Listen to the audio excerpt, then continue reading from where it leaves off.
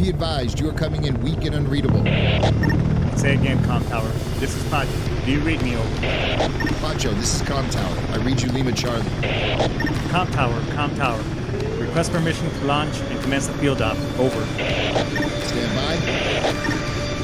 Pacho, permission granted. I say again, permission granted. Roger that. Launching podcast in 3, 2.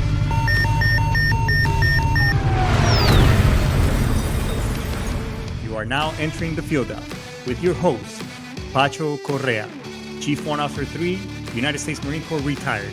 Get some. Hurrah!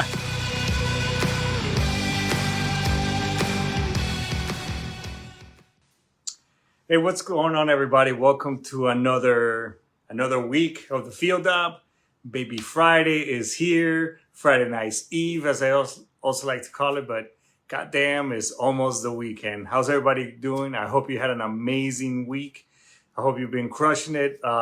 In the line of work that I do, it's end of the month, so it tends to be a little bit hectic, towards the end of the month because we're trying to help families and do many other things. That's right, because we want to, us and the team, we're trying to finish the month with a bang. But nonetheless, that is not your issue. It's pretty much ours. So we got an amazing show for you. So let's get all the pleasantries out of the way. Hey, if you want to take your social media game to the next level, I highly suggest that you try Nowsite AI. So it's one of our affiliates right there on the show description. Please go ahead and check it out. I mean, this thing will do anything and everything to help you take your social media game. So if you're somebody who's trying to brand themselves out, like yours truly right over here, or you're somebody who wants to be is aspiring to be an influencer or something like that, I highly recommend that you try Nowsite AI.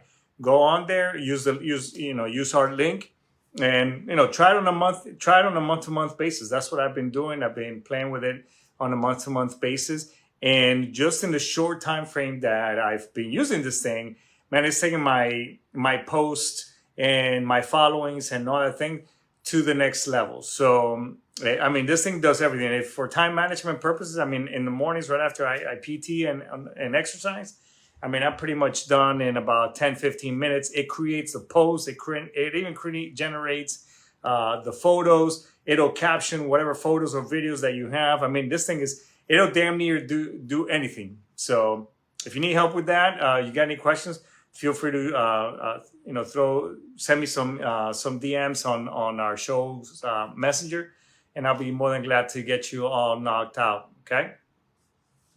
So, all right, then this show is also brought to you by the VA. Hey, look, the VA.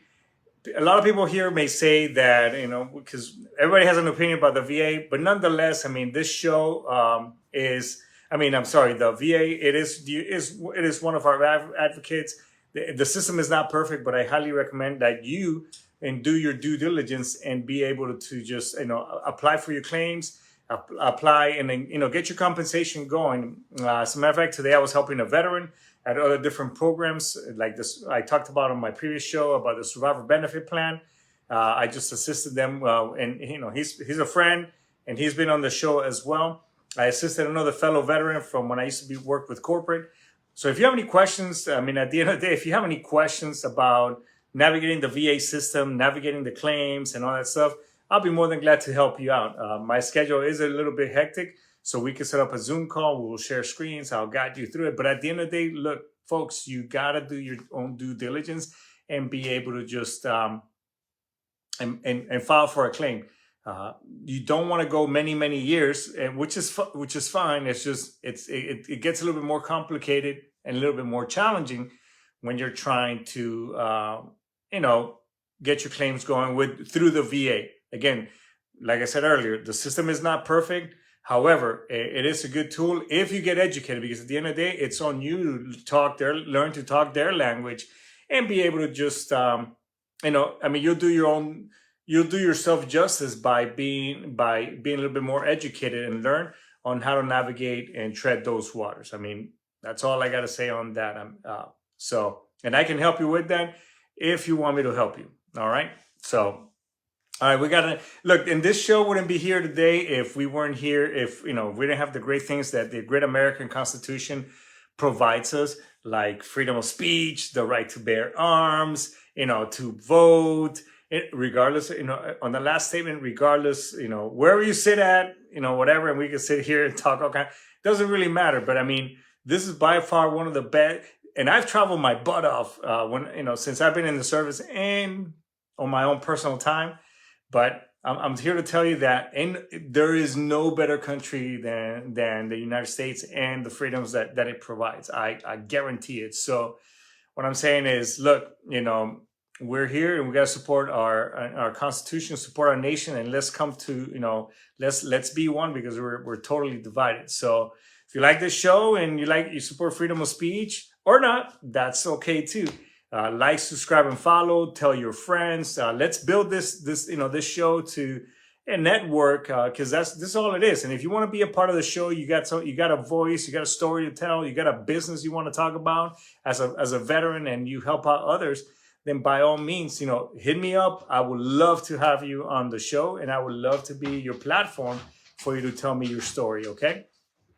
And if not, then I highly recommend that you hit Brian Coburn and the folks at Sitchradio. If you want to have your own show and you want to do this, with this, from home, or you need assistance from Brian to take your social media game, among other things, man, I highly give Brian a call. Okay, hit him up. The link is all right there on the show description. Please go ahead and check it out. All right, so I think we got all the pleasantries out of the way. So let's dive a little bit into what I wanted to talk today, to talk to you, my fellow followers, about a little bit. So we have, as I've looked, sometimes just kind of sit here, in between, me helping clients and such, kind of analyze. I'm like, man, we get sometimes we could go down this rabbit hole. Is like, not only this, but I had a conversation too with somebody. With somebody that's, very close to me. And now we were both talking, and we tend sometimes, like, man, I'm not there because I'm not there where I need to be financially, and as well as, what's the other word, success wise. I look at my friends because so-and-so is, man, he's crushing it. He's making big moves. He's a millionaire. So on, and all this and that, and but we fail to sometimes kind of take a step back and look at the bigger picture. I mean, as I've gotten, I'm not gonna say older, but as I've gotten wiser, I've learned to look at other things. I guess what is and we'll talk later about success and everything, but as I've gotten older, my definition of success has kind of changed quite a bit. When we're younger, I think, when we're younger, we join for me, I joined the military, or we're teenagers and we're going to school, and we got these dreams and things that we're going to accomplish. Man, I'm going to be a millionaire. I'm going to be a rock star. And by all means, yeah, if you are, and I'm 100% sure that anybody and anyone can achieve their goals, if they want to. Obviously, if they also have the talent too. So the best example I could use is the Olympics with the whole breakdancing. I mean, I know we've seen the memes and stuff, but at the end of the day, if you don't got the talent in that aspect, hey, no, maybe not breakdancing, maybe something else. But either way, I mean, you can achieve whatever it is that you want. So when we're younger, we have these expectations. I'm going to be this, I'm going to be that. When I first came in, I was like, man, I'm going to be, I thought I wanted to be a senior enlisted person. Like, I wanted to be a sergeant major, which, yes, I mean, I was doing my P's, doing my part. But then it changed for me. And my goals change, because people, your goals change and they'll shift. And they shifted. Well, I am going to be an officer. Not I think. I mean, I was, because I started moving forward on that. So we have this where we want to, we're here and we want to get there, and how do we get there? And we come up with this action plan. Like, I was like, okay, well, I know I wanted to be an officer at first, and then as I kind of striving towards that goal, it's like, okay, do I want to be, in my case, again, an unrestricted officer, and that's lieutenant, captain, major, current, all that stuff. However, as I moved on through the ranks and exposure to other people and other things, then I was more like, I really want to be more of a subject matter expert, and I use that term very loosely because there's, not everybody's gonna trust me on that, and I just leave it as that. But not everybody, not everybody, knows their stuff. So I wanted, I was like, what? I was shaped and molded by some of these awesome maintenance officers that I am going to be a warrant officer. That was my path. That's what I chose. So I was moving forward in that, and so I applied for it. And then the first year got denied, and I was like, okay. And they don't tell you why you got denied. They just, hey, you didn't make it this year. So obviously, if you have a mentor or somebody that can kind of guide you, and they'll look at your books, your record book, and say, hey, what do you have any range? Are you, do you have any, what is it, that background and experience that you have in order to make you more competitive when you go up against your other peers in that field, and when that person that's sitting up in headquarters Marine Corps, whatever. When they're looking at your books, and are you competitive enough? What have you done to, make yourself stand out, right? And that's with life in general, right? Second year, I applied for it, and boom, denied again. I didn't make it. The list came out, and I was like, Third year, again, I'm putting in for this packet, nada.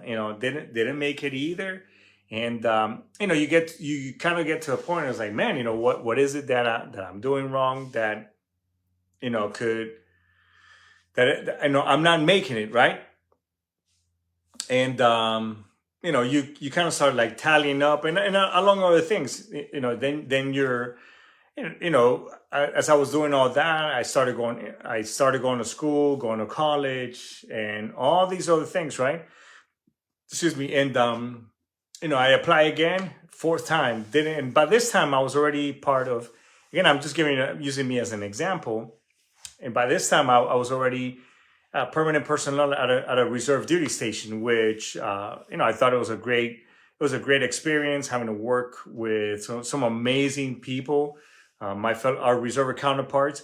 And let me tell you something. I know we us active duty folks kind of bag sometimes on reserve personnel. Hey, there's some amazing people, and they bring a different level of thought process to problems and issues. As a whole, when it comes to to the Marine Corps, and especially me being a maintenance person, so they bring in like this different type of what can I say? They bring this different type of mentality and thought process in problem solving, which I thought was amazing. And that came when we took this entire unit to Iraq. I mean, it was really cool and neat, just having, watching these folks, whip it on and do a lot of cool stuff when we're out in missions, driving around town all over Iraq. So again, shout out to our reserve counterparts as well. But, I'm going to school and I'm doing all these things that I thought would make me separate, but, nothing. So by that time, I'm pretty much, the Marine Corps also tells you, hey, you got to give back some, to the Marine Corps. So you could be a drill instructor or recruiter. Yes, there is, there is this thought process or this gray area with thinking, oh, just because you're an INI, inspector, you're permanent personnel at a reserve duty station, that you have fulfilled this requirement with the Marine Corps. And that is not, that's far from the truth. It is seen really good because you're part of, this command and helping these reserves, and it looks really good MOS wise that you have a lot of experience because you're the only one full-time active duty sometimes, or even at times, you may have a counterpart, like I was looking up that I had one, but nonetheless, it may look good like that, but at the end of the day, it is not it's not a B, what they call a B billet. It's either drill instructor or recruiting duty, or if you go, Marine security guard and you're guarding an embassy somewhere around, somewhere in the world. I mean, that is it. Anyway, so I was doing this, and then from there, when I was over there at this reserve unit, I said, you know what, I'm going to go to be a recruiter. I think this will be really good for me because I'm looking ahead when I get out of service.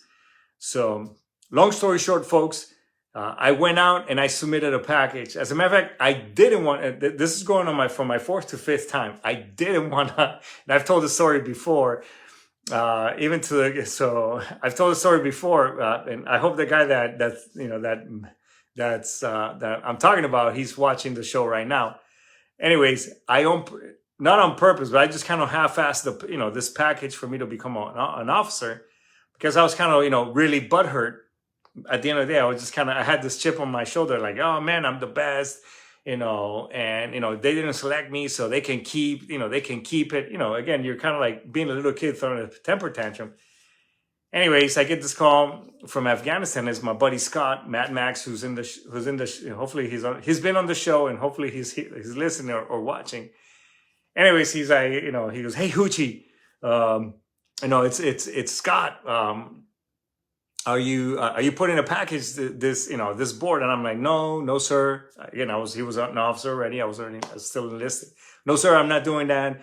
I'm going to be a recruiter. I'm going to get back to the Marine Corps and blah, blah, blah, oorah, oorah, bark, bark, woof, woof, get some. So, anyways, what happens is basically he's like, okay, interesting, whatever. This dude calls my executive officer, my XO, Stephen Hodge. God bless him wherever he is. He's probably, somewhere here on the East Coast. He calls this dude Stephen Hodge, and then the XO calls me to his office, and he was like, hey, Staff Sergeant, how? I'm like, hey, what's going on, sir? He goes, hey, are you submitting a package? I'm like, no, not at all. I'm going to be recruited. Long story short, he's like, well, you are submitting a package. And I was so mad about it that I went ahead and I half-assed I didn't put all the effort that I did. I half-assed that package and I submitted it. And then I went to be a recruiter. I went to recruiting school. I was doing my things. And, the weirdest thing is that when I was in recruiting school, I kept getting called for all this paperwork because since I was part of, to some degree, to the reserve component, my package went through 4th Marine Division in right here in New Orleans. That's where the reserve headquarters component happens to be. So they're asking me, hey, we need this, we need that. I'm like, look, I'm in recruiting duty, man. Leave me the heck alone, blah, blah, blah, whatever. So, but I submitted the paperwork because, that's what I'm thinking, or that's what I wanted to say to these people. But I'm like, okay, here's your paperwork. Anyways, and I forgot about it. I became a recruiter, and shout out to my boy David Valentin. He's a fellow, not only a fellow Motor T guy, by far one of the best record operators that I've ever come across, but also this dude right here. He also went to recruiting duty after we, him and I met at another command. But anyways, what's up, Dave? So, I'm here. So I'm in recruiting duty. I'm thinking I'm the shit, ¿qué pasa? I'm here moving and shaking all over San Diego, shaking hand, kissing babies, oorah, bark, bark, you want to be a Marine? No, next. I'm doing this whole, I'm doing this thing. I'm thinking, I'm it. And I mean, I thought I was the shit driving around the green monster van. I mean, I had the the E350 van, and man, I'm pimping and I'm recruiting left and right? Anyways, lo and behold, this is like almost a year into being a recruiter, I get selected to be a warrant officer. And although I was very happy, it was kind of bittersweet because that year there was a lot of, I lost both my dad and my grandfather due to, due to a tragic murder. Not trying to put a grim on the show. I mean, I'm good with it. I mean, just saying that a lot of things have happened in that year. My son had to have some major serious surgery to the point that he had to, learn how to walk all over again. I mean, his spinal nervous system had to be fixed, and a bunch of stuff. A bunch of stuff that happened that year. It was an interesting, 2006 was a very interesting friggin' year. And I got fucking selected. That was the thing. So as I was thinking back to all these things, success at the end of the day is what I'm trying to get at, folks, is that success is not this linear line that we tend to see that, Jesus Christ, I want to be, I'm doing everything. I'm hitting it. I'm killing it. I'm breaking my back, and I'm doing all these things. In my case, I don't get selected. Or wherever you're at in life, man, I'm just trying to do the right thing, and I'm this and that, and nothing happens. And then you get in this kind of me, soapbox, for lack of better words. You get on this soapbox that, oh man, this doesn't happen. And, so have you ever noticed that when you kind of get on that soapbox, so to speak, and I'm not here to call anybody out or say that you're whining and moaning. It's just that we just kind of like, we start tallying up our lives, and then we start comparing we compare ourselves to other people, and at the end of the day, that's their path. That's their path. That's their path to success, whatever it was. You just can't expect that their path has to be your path. Because I'm here to tell you that every single millionaire that's out there, and the self-made ones, and even the ones that inherited, it doesn't matter. They're whoever they got it from. Their parents or whatever. They've had to, have, their challenges, their obstacles. They had to deal with, in my case, shit. I had to, the year I thought I was going to get it, nothing happened. I had to go back on deployments, and, I had to do the Marine Corps, other Marine Corps stuff. Not because I had, not because I wanted to. Sometimes we have to, but also, I had to sacrificing, leaving my wife at the time, leaving my kids, home, having to deal with the loss of my father and my grandfather too. My son having major surgery. A bunch of stuff. And you're like, Jesus, what else can be thrown at me? And I'm here to caution you too, that when you put out vibe and things like that, of why me, so to speak, or any of those shit, that's what you're going to attract. Where focus goes, energy flows. And I've said this quite a bit on the show in the past, is you've been around somebody that's kind of like, Debbie Downers, so to speak, and then you just kind of like, oh man, this person's vibing like that. I can't be near them or whatever. I'm not saying that positive people don't have bad days, because positive people do have bad days, but it's how you recover and how you get up, and then you just get back up. So when you're trying, when you're out there, when you're grinding, when you're trying to be successful and you're trying to make moves and make things happen, you got to stick to your path. One story that, for those of you who haven't read the book by Napoleon Hill, Think and Grow Rich, I highly recommend. And I should have just thrown, I recommend a lot of things over here. Maybe I should have that book link over here. But if you have not either bought the book to read it, or if you have not listened to it on Audible, I listen to books all the time, I highly recommend. There's a story of, I think the guy's name is, his last name is Barnes. So I'll, and I'll kind of wrap up with this. Anyways, Barnes, he was, this is during the late 1800s, early 1900s. And this guy bought a piece of land, and he was out there, basically looking for gold, which he found a fault line of gold. And the dude is like, and he was killing it. He was, mining all this gold out of it. So he went back home, got a lot, got investors, his family, mainly his family and friends, to invest in this company, so that way they can buy mining equipment, and with the promises, obviously, of great returns, riches, and so on and so forth. So he got back, he had all this money, and when he started, keep mining that fault line of gold. Well, as it happens, without about everything, is the fault line disappeared. Boom, they hit no gold. He was out there looking for, they kept mining and looking for the gold, mining, and look, nothing. I mean, just dirt. It was coming up with basically nothing. This went on for several months until he finally gave up. He quit.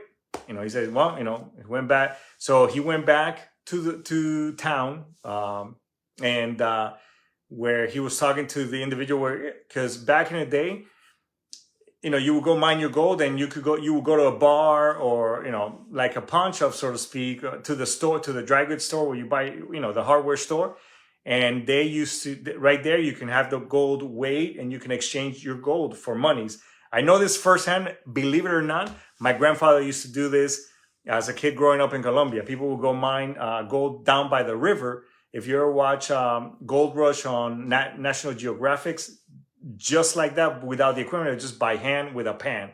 I grew up watching that. It's really interesting. Anyways, so Barnes goes back, and he's at the store, and he's telling the guy the story, and like his, not sob story, but he just kind of like saying, this is what happened. And the guy's like, well, let me buy, tell you what, I'll buy all your equipment and that plot of land all for $500, which at the time, I mean, that's, quite a bit of money. Again, we're talking about 1800 time frame. So, I mean, that was quite a bit of money that this individual, paid for it. It basically didn't cover, it covered most of his losses. Obviously, there were investors and whatever. So, but the guy the guy at the hardware store didn't know anything about land and gold, but he did know that, hey, I'm not an expert. I'm going to find I think it was a biologist or somebody who knows about land and stones and so on and so forth. So he outsourced that, and he hires somebody, I know, again, a third-party vendor. And the guy comes in and is like, oh, well, one thing about, these type of, soil and rocks and tectonic plates and blah, blah, is that things shift. They shift to the side. So the guy did the calculation. He goes, usually on average about 3 to 4 feet to the left or right. So he tells this guy, that the guy at the store who bought the plot of land from Mr. Barnes, he said, okay. And then guess what? They started digging 3 feet to one side, and they found the biggest, to this day, the biggest fault line of gold that has ever existed. So, I mean, that guy became, a millionaire, especially during those time frames. So what's the point of the story? Well, here's the kicker. Mr. Barnes, he actually became very wealthy and very rich later on. As a matter of fact, selling insurance, he found one of the biggest insurance companies, to the point where he was making $1 million a year selling life insurance, which $1 million in the 1800s, early 1900s, that is like stupid rich back in the day. So, however, he never forgot, his mistake or what happened back then. So even though he found success and everything, but he attains his success to that one mistake and failure with the gold mine. So what he always told himself is when he encountered a challenge, he's like, hey, I'm only 3 feet away from my goal. So you've heard me say this before. So what do I mean by that is that when you find yourself, and there are going to be times of challenge, and I'm saying this out loud right now, and I'm saying it to myself, is that, when those times are going to come, is that I got to keep telling myself is, hey, I'm only 3 feet away from my goal. So think about that for just a second. A lot of it, when was how long ago or when in your life did you ever find yourself that, screw it and throw your hands up and just kind of, walked away and went the other direction when you could have hit your target. Maybe you were one day out from that one phone call, that one job, interview, or that one more. The power of one more is tremendous. Or you were, a day, 2 weeks, 3 weeks, a month, couple of months, maybe a year, 2 years from, hitting that fault line, and all the riches that you were looking for, you got them. God has and I'm not trying to get religious on you folks, but I will say this, God and the universe works in a very mysterious way. The way I highly suggest that you start looking at things is that maybe all these challenges that life and and whatever else is being thrown at you, maybe that is there's a deeper purpose behind that, where they're challenging you before they reward you with the riches, and reward you with with whatever it is goal that you're trying, or desires that you're seeking out. Does that make sense? So, because at the end of the day, all those challenges and all those things, don't you think that it will make it that much sweeter when you are, once you hit, your fault line of gold, and you find that pot of gold at the end, at the right there at the end of the rainbow? Don't you think that that success is going to, and those things are going to be that much better? It's going to, that piece of pie is going to taste that much sweeter. Think about that for a second. We gotta stick. You gotta grind. You gotta, because success, I'm telling you, folks, it's not that linear path that we're in, that a lot of us, that we get in our heads, and like, man, I should be there because I'm doing all the. There's no way. It ain't gonna happen, folks. Success comes with, you gotta give up something to gain other. You're gonna have to give up what? Time, effort, spending time with your loved ones, giving up your weekends while everybody is grinding, while everybody else is partying, going out drinking, and doing all, which there's nothing wrong with that. But you're gonna have to pay a toll and give up something in order to get there. I mean, look at me. I mean, I'm building a business from the ground up, and these last 2 years, I mean, I've been really working hard at it and putting time and effort into it, and I'm starting to see the benefits. And so, but I'm not done, folks. I'm giving up. I love riding my motorcycle. I mean, I would love to go hit the road this weekend and ride down to Key West, have me a piece of key lime pie, all that good stuff. But I can't. I can, but I won't, because I'm still at it. I gotta go get it. I gotta do the due and pay the price. I gotta pay that man the toll charge, so that way when I strike gold and I hit that fault line, man, that motorcycle ride is gonna be that much better. That piece of pie that I'm, where when I get down to Key West, is gonna taste that much sweeter. When we're drinking pina coladas, virgin pina coladas, in Greece, Santorini, chilling, and eating, goat cheese and all that good stuff, enjoying it, it's gonna taste that much better. When I'm riding, I'm not a boat guy, but yeah, I like going out with friends who have boats, but when we're chilling on that boat, it's gonna be that's a shout out to you, Dave, by the way, because I know you got a boat and I know you love that thing.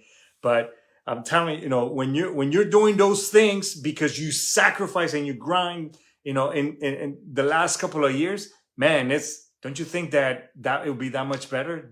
Aren't you worth it? Aren't you worth, spending and just giving up, just sacrificing a couple of things instead of waiting for immediate gratification like a lot of us tend to do?